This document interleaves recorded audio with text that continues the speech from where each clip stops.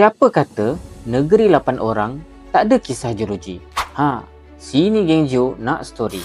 Walaupun Perlis kecil, tapi menyimpan kisah bumi yang sangat lama. Inilah kisah Hutan Aji atau lebih disebut Hutan Aji oleh penduduk tempatan. Ia terletak di Kangar, ibu negeri Perlis.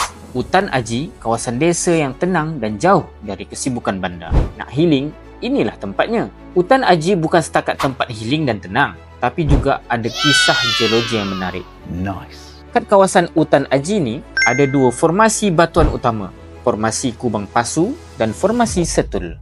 Formasi Kubang Pasu ni terbentuk dari zaman karbon, lebih kurang 300 juta tahun dahulu. Ia terdiri daripada batu pasir dan batu lumpur. Kalau korang terfikir, masa tu memang belum ada dinosaur lagi. Ini zaman hutan paya dan serangga besar. Manakala formasi Setul pula lebih tua dari zaman Ordovician, iaitu lebih kurang 450 juta tahun lepas. Ia diperbuat daripada batu kapur dan menariknya, batuan ni banyak simpan fosil makhluk purba laut macam trilobit dan brachiopoda. Bayangkan dulu tempat ni mungkin dasar laut cetek. Jadi, kalau korang minat alam, batu atau sejarah bumi, Hutan Aji ni memang hidden gem.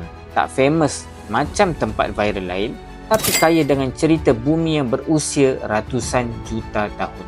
Ini bukan setakat kampung biasa, babe. Ini arsip alam yang tersimpan kat utara semenanjung Malaysia. Dapat something?